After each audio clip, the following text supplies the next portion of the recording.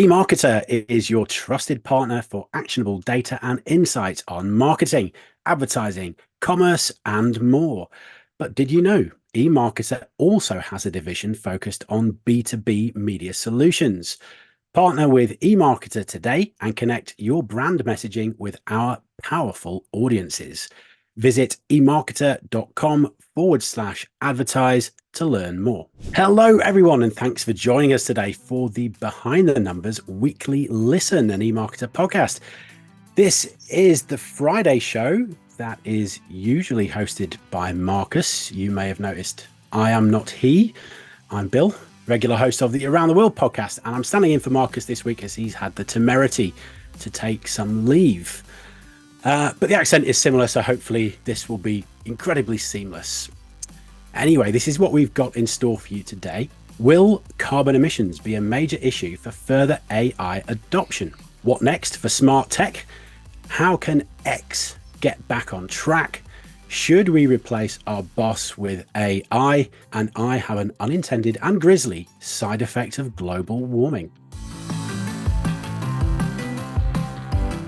Okay, joining me for this episode, what a team I have for you today. First, she's our senior analyst covering everything digital advertising. It's Evelyn Mitchell-Wolf. Hi, Evelyn. Hi, Bill. Hi, everyone. Great to be on a podcast with you again. Also a senior analyst, also covering digital advertising. It's Max Willens. Hey, Max. Hey, Bill. How's it going? And we have been on a podcast before as co-guests. And finally, another senior analyst, but covering retail and e-commerce for the UK and Western Europe, just to mix things up. It's Carina Perkins. Hey, Carina. Hi, Bill. How are you doing? I'm good. And we've definitely been on a podcast together. Many podcasts. Many a podcast. Right. This is how things are going to play out. We have our story of the week up top. Then we have a game in the middle. And we end with some random trivia. It's a tried and tested formula that you all know. So let's kick off with our story of the week. And the story this week combines a couple of hot topics. AI is taking over the world, of course, but sustainability is something that's becoming an ever-increasing consideration for digital advertisers, for retailers in e-commerce, and the broader tech industry. Google has been in the spotlight recently. It stated publicly that it aims to achieve net zero emissions across its entire operations by 2030 and to reduce by 50% in real-term emissions, again, from 2019 to 2030. However, this month, the company revealed that its greenhouse gas emissions have climbed by nearly 50% over the past 5 years. So again, from that 2019 base year. So things are going in completely the wrong direction. And it appears that it's AI at the root of the problem. It's AI ambitions are what are behind this climb. The data centers that are required to fuel this development in AI is absolutely phenomenal. According to research firm Semi-Analysis, AI will result in data centers accounting for nearly 5% of all energy generation around the world by 2030. So very significant amounts. So, folks, is this going to be a significant hurdle for further AI adoption, or are we just going to ignore it?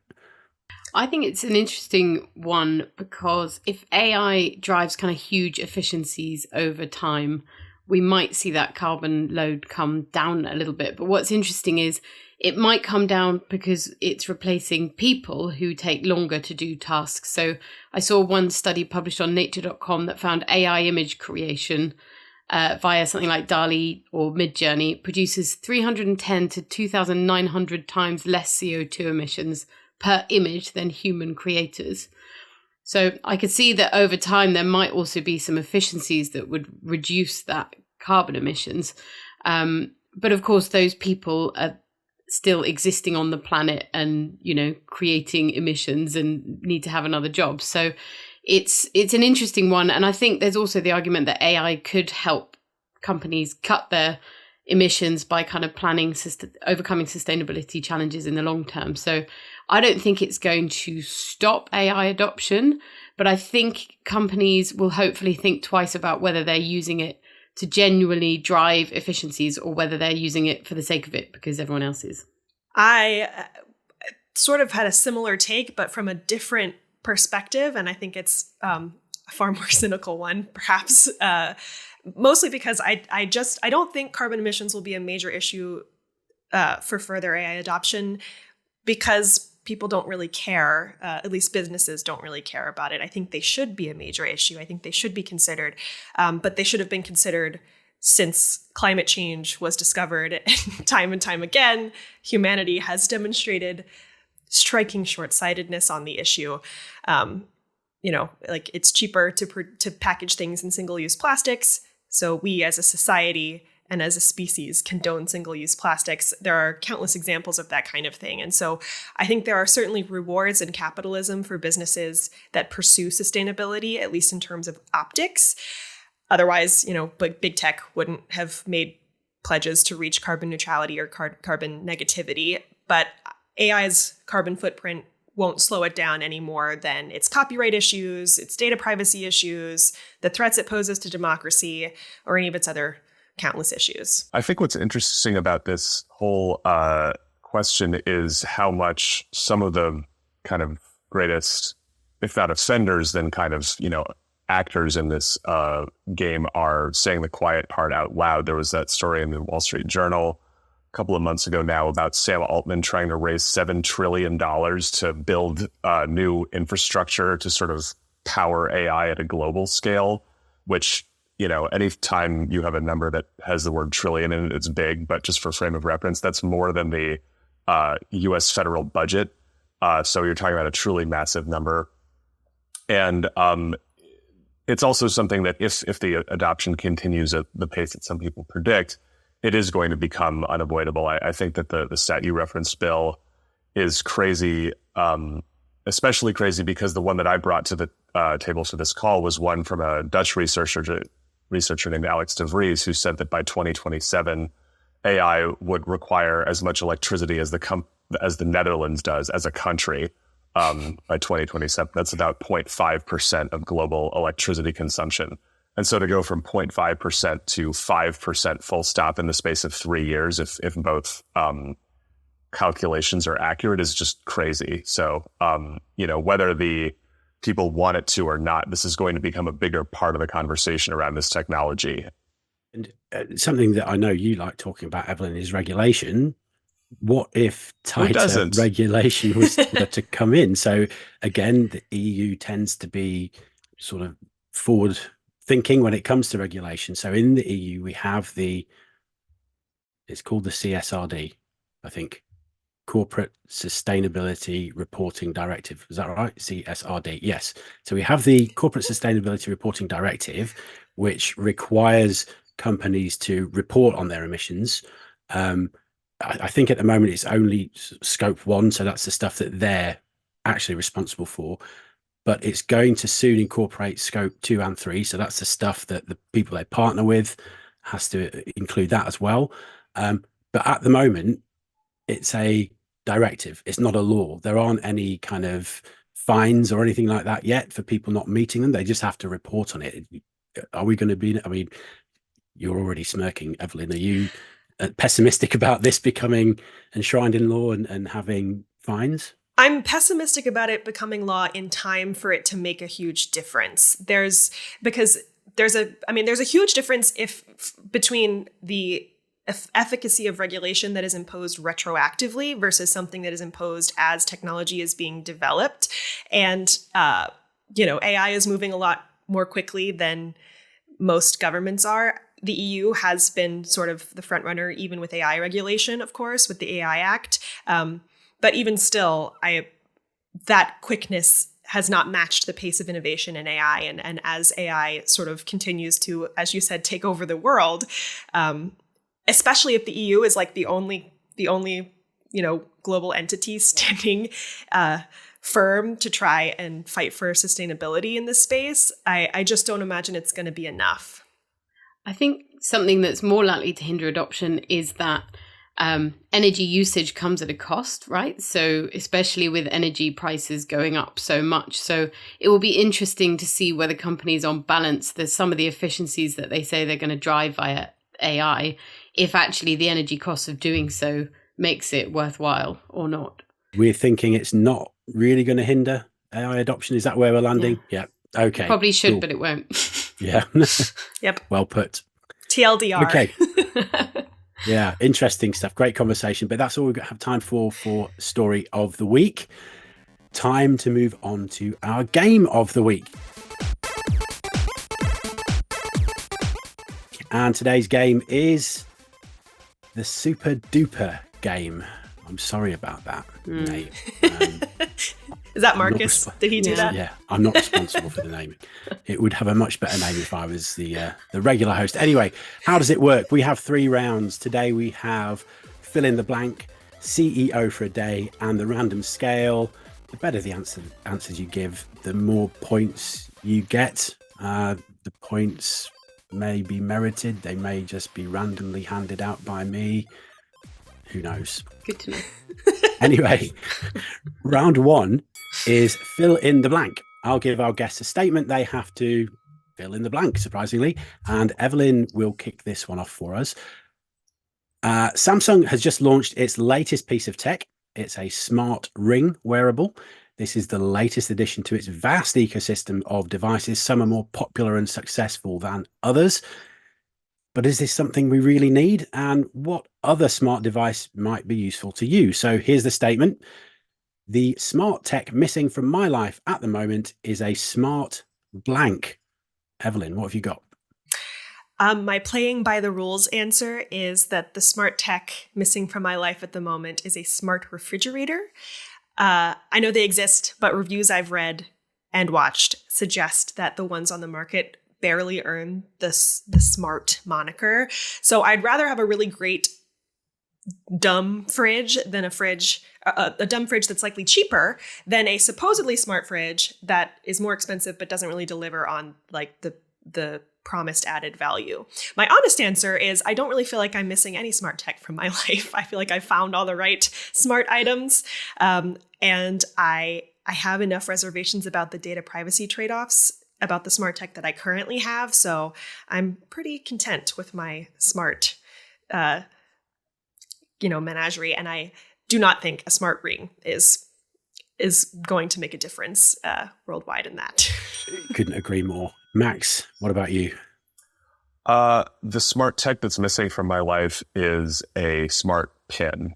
I think deep down, I feel more like Evelyn. I feel like I'm smart enough, which is not saying much at all. But I do like, I know that the people at Humane and its, potential would-be competitors don't like hearing this, but I thought that the Humane AI pin was a really cool idea because I really, in an abstract way, really like the idea of being able to access information but not have to deal with the distraction that's inherent in a smartphone. So like, a little thing that I could attach to any item of clothing that would, give me directions if I was trying to get somewhere, or read me the next step in a recipe of something I'm cooking in my kitchen, or, answer a question that I couldn't think of the answer to off the top of my head.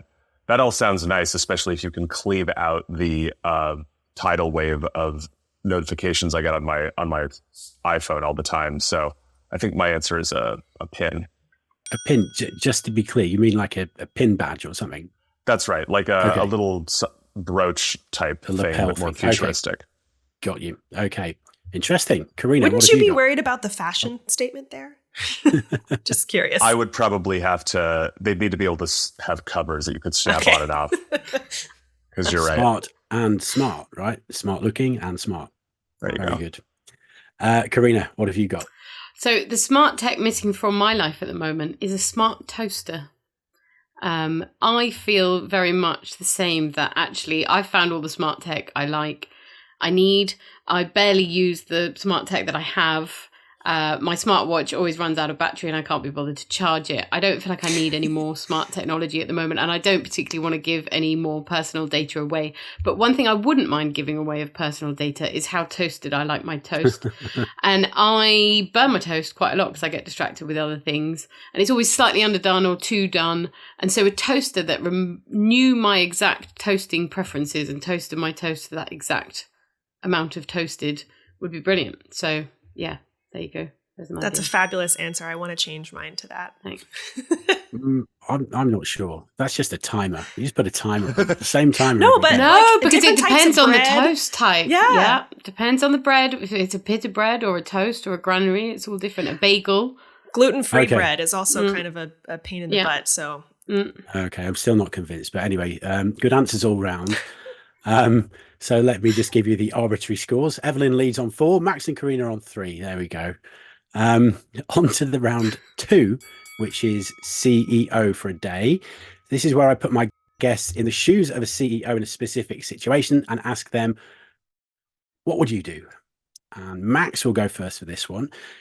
The latest on X, formerly Twitter, is coming from the EU, surprisingly, where regulators are claiming that blue checks are deceiving users and heavy fines could follow for the company as a result. The way that blue checks work is just one in a long line of changes that the platform has made since Elon Musk took the helm. But these changes have coincided with user and advertising losses. So this is a big ask, but if you were the CEO of Twitter, what one thing would you change to try and reverse the firm's fortunes? Max?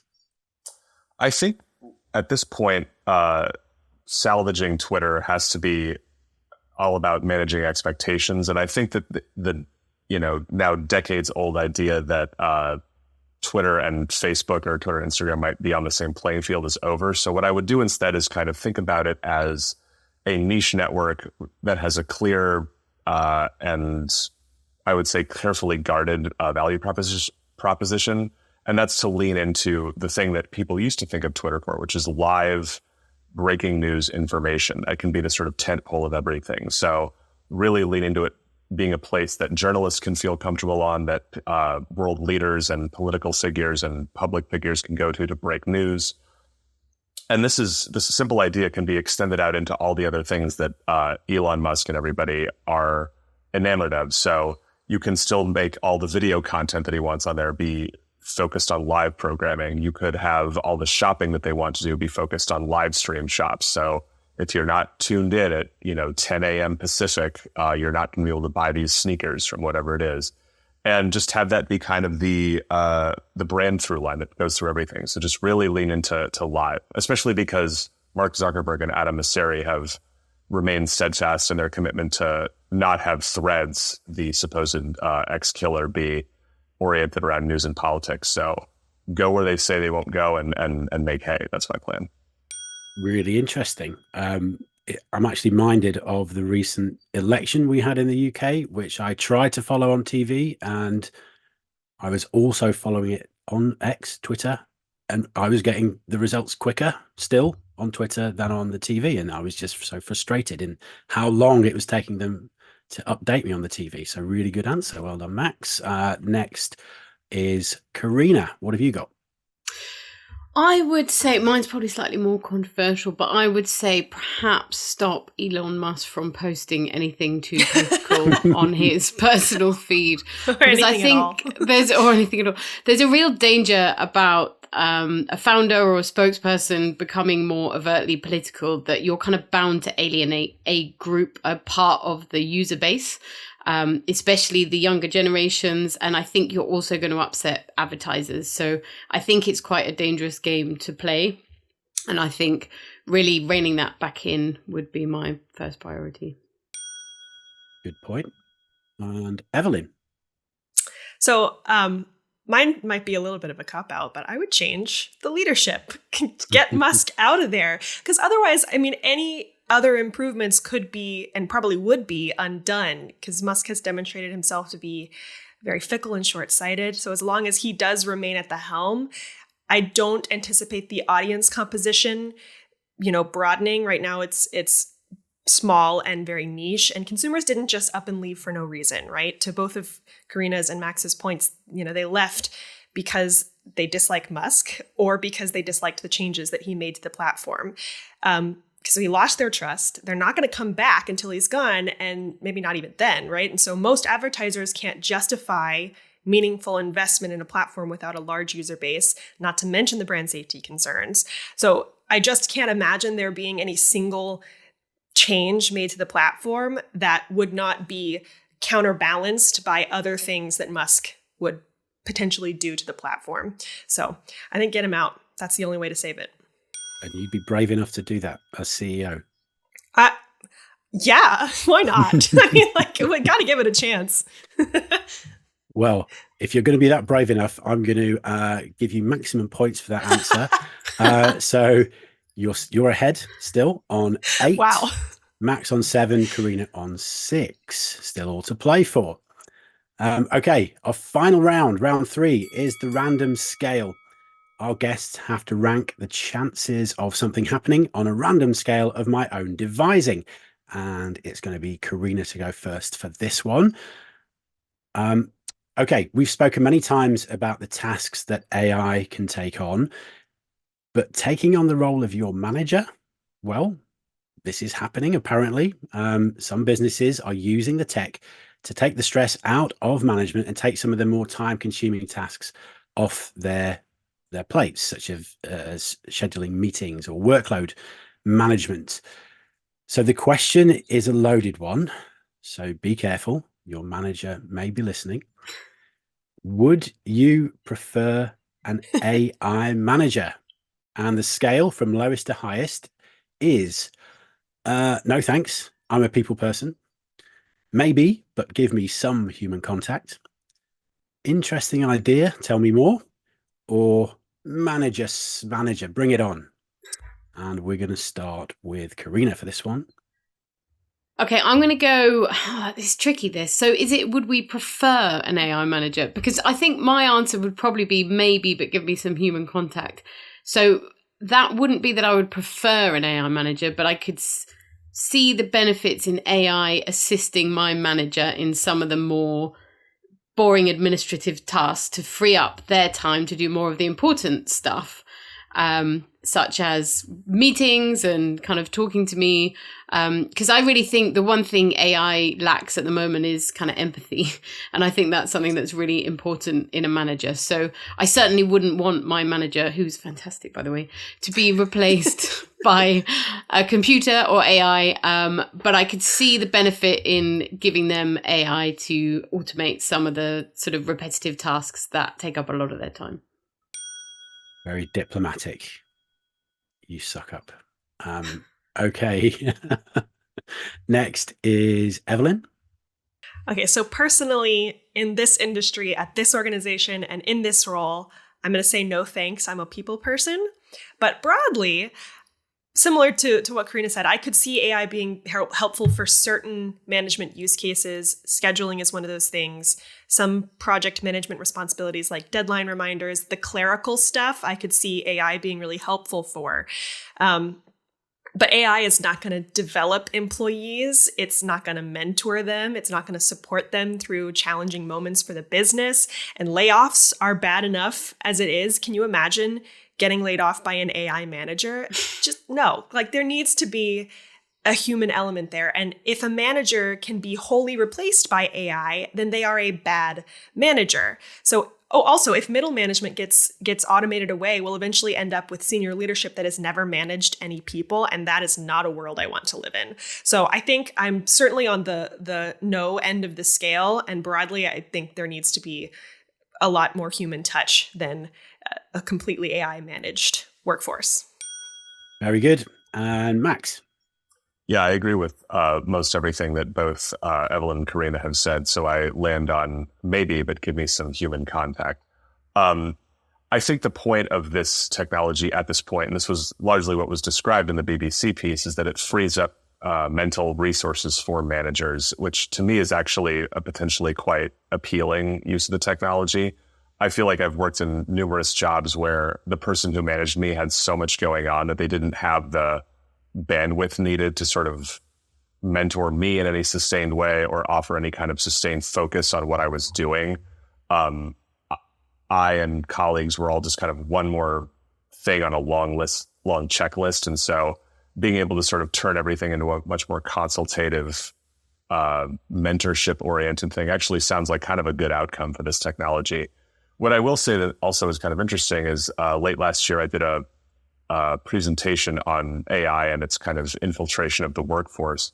And one thing that really stands out to you when you look at sort of attitudes toward AI and management in countries where AI penetration is deepest, there's actually quite a lot of confidence in sort of AI managerial decision making. So in countries that fit that bill, fewer than half of the respondents said that they wanted managerial decision making done purely by humans. They wanted at least a little bit of AI mixed into it. So take that for what it's worth.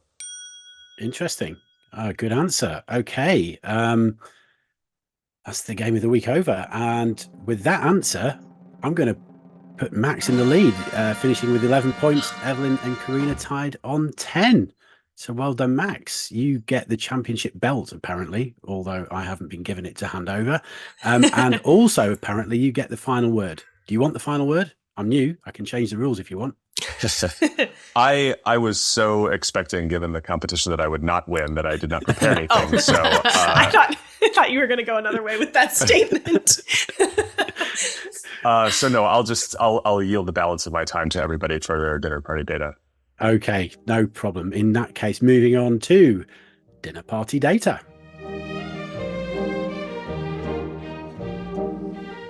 This is the part of the show where we tell you about the most interesting things we have learned this week. You didn't have the final word, but I'm going to let you go first, Max, seeing as you did win. So what have you learned this week? Fantastic. So as people who listen to this show and catch me on it regularly know, I really like kind of just digging up odds and sods and pieces of history related to the music business. And so I found this little factlet, which is that on this day in 1913, Billboard released its first ever chart. So the very first Billboard chart was released on July 19th in 1913. Featured 10 songs, which had been, I guess the hottest sellers of the week. For those of you who want to know, the top selling recording of that week was Melinda's Wedding Day by Byron Allen and Arthur Collins. It had been released in February of that year, so it either had some real staying power or I guess things took longer to pop in the 19-teens. But I listened to it. Maybe we can put a link to it in the show notes or something, but I have a link to the Library of Congress as a recording of it. Not a bop in my estimation, but, tastes change. So, yeah, but anyway, Melinda's Wedding Day hit the top of the charts, the very first charts on this day in 1913. Very good. I'm definitely going to give that a listen and we'll see what we can do about a link.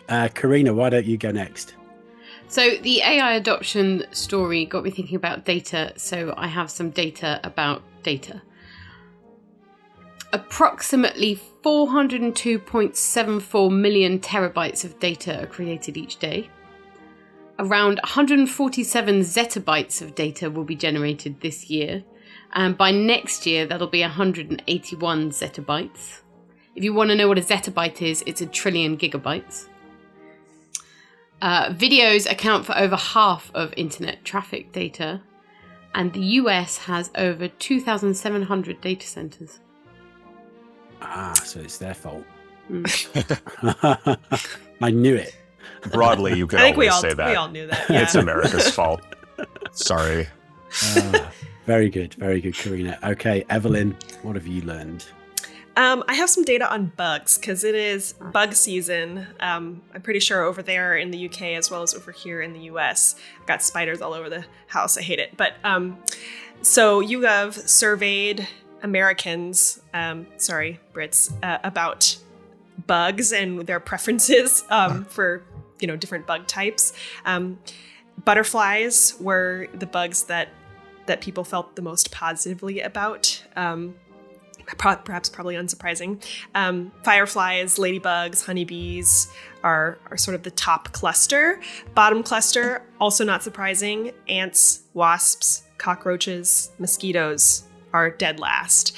So none of that is surprising, but what I did find interesting is that sort of middle of the pack, we have a bug that on this survey was called roly-polies. And roly-polies apparently don't belong to that list at all. They are not insects, they are crustaceans. That's one thing I learned about that particular category. It's ew. But also, if you have no idea what a roly-poly is, that's probably because you call them something else. I'm referring to the small grayish creature that rolls up into a ball when you touch it. They go by many names. Roly-poly is the most common here in the US, according to a random linguistic survey that I found on Reddit. They're also called pill bugs, potato bugs, woodlice, doodle bugs, and either sow bugs or sow bugs, among other names. So I thought I would also ask you, Brits over there, and Max, what you call this crustacean. Yeah, I was wondering. I was completely puzzled until you said woodlouse. And woodlouse, yeah. Yeah. You just named 4 things that I thought were distinct creatures that are all apparently the same thing. So shows you what I know. I called them roly-polies. So I saw it and then I kind of moved on. And then I was like, wait, I just buried in the back of my mind. I was like, I feel like that's one that maybe might not be called roly-poly everywhere. And I also wonder then if it would have changed its ranking in the survey had they included different monikers for it. Yeah, because roly-poly sounds really nice. It does. That's what we call a forward roll. You know, like a gymnastic roll. Oh, really? Yeah, that's what we call it. If you roll down a hill, roly-poly's down the hill. Yeah. That's funny. Interesting. Well, thanks for that, Evelyn. That was very interesting, actually. We've learned lots of new things there. Okay, I have a quick one for you. I'm going to bring things down now, I'm afraid. We started the show talking about emissions, so I have an environmental fact for you, and it's not particularly pleasant, I'm afraid. Global warming is having a somewhat alarming and unintended consequence in the furthest reaches of our planet. We know all about retreating ice caps. Well, as the ice melts, so things get uncovered. And earlier this month, the remains of an American climber were found in Peru after 22 years. He'd been buried under an avalanche on the country's largest mountain, but accelerated melting of the snow on the peak uncovered his perfectly mummified remains. Last month, meanwhile, 5 bodies were revealed on Mount Everest as ice melts revealed these gory finds, and I can assume we will expect more and more as global warming continues. So, Bill! Thanks, Bill. Great way to end the podcast. Let's talk about roly-polies again. I mean, I think it's definitely cool. Yeah, I'm for sure will be listening to podcasts about that 100%, but maybe not this podcast. Yeah. I'm sorry, folks. I'm new. It's a mistake. Anyway, that's the end of the show. Thank you to Evelyn for chatting with us today. Thanks, Phil. This was fun. Max, pleasure having you on the show. Thank you, Bill. And Carina, thanks also for joining us. Thanks, Bill. Great job hosting, apart from the end. 100%. Thanks also to Victoria, who edits the show, Stuart, who runs the whole shebang, Sophie, who does our social media, and Lance, who runs our video podcast. And thanks to everybody for listening in. We hope to see you all on Monday for the Behind the Numbers Daily and EMARKETER podcast. Happy weekends.